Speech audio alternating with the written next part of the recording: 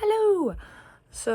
I was in the special topic group for alcohol, and I was very interested. I looked at a lot of different studies, and a lot of the things that I was very interested in had to do with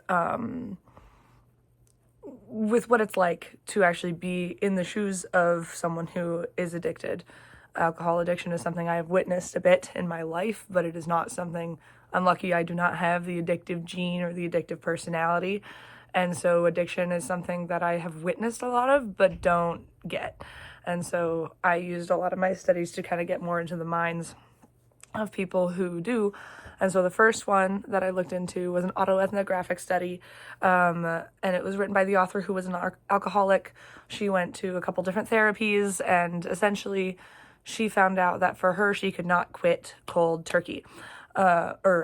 She had to quit cold turkey. If she tried for a while balancing, like drinking the proper amount, and it did not work for her. It made her struggle with alcoholism last way longer. And so it was just a very, very cool study because for her, she had to accept that she was an alcoholic.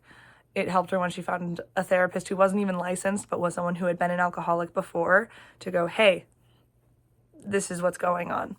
And so that was one that I found very interesting. And then in kind of a similar vein, one of the ones that I did had to do with interviewing 6 individuals who had been sober for at least 12 months. And identity process theory was used to essentially learn how people who have gone through gone through alcohol use disorders, like, view themselves in different stages. And they noticed 3 themes. One was that they were always ambivalent about quitting, and pretty much all of them had someone else that they were quitting for. And then the other one was that they would talk about coping as the old me, and they would stigmatize their own drinking and separate themselves from people who they consider to be the problem drinkers and the actual problem, saying phrases such as, like, well, I still have my house and my wife hasn't left me, so therefore I'm not that bad of an alcoholic, and stuff like that. And then the other one was, and they would do that, like, in the moment of when they had that alcohol use disorder. And then at the time, there was the other theme between them was that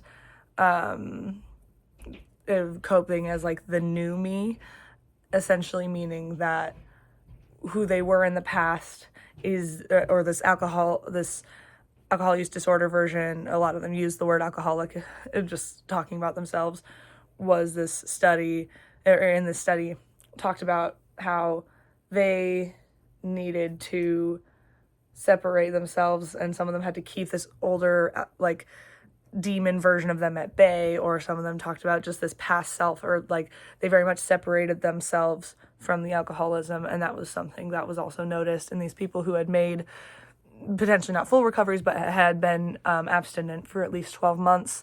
And I found that really interesting, that, like, need to be separate from other people who drink, who they do think is, like, bad and too far, and then also separating themselves now from the person who drank in the past. And then I am currently pregnant, and while I don't plan on drinking, I did think a lot about, prenatal alcohol syndrome and things like that. How does that tie into things? So I did one study that essentially confirmed things that most people already know, or looked at a study that confirms things that people pretty much already know, talking about the differences in brain chemistry and connectivity in, and, like, ability to read also in children who were not exposed to alcohol prenatally, and then those who were. And that one had a couple of graphs, and it literally showed on all of them that the abilities of the children who had been prenatally exposed to alcohol were lower on the graphs, and just did not have as much brain connectivity. There were brain scans done. I thought that study was really, really interesting, because, again, it's kind of stuff that logically we know in this day and age, but it was interesting to see how it actually comes into play. Those children have a harder time with math skills and learning how to read as well. and just in general have difficulty. And I think most of them weren't fully diagnosed with prenatal alcohol syndrome either. It was more so just like any amount of exposure. So yeah, thank you so much.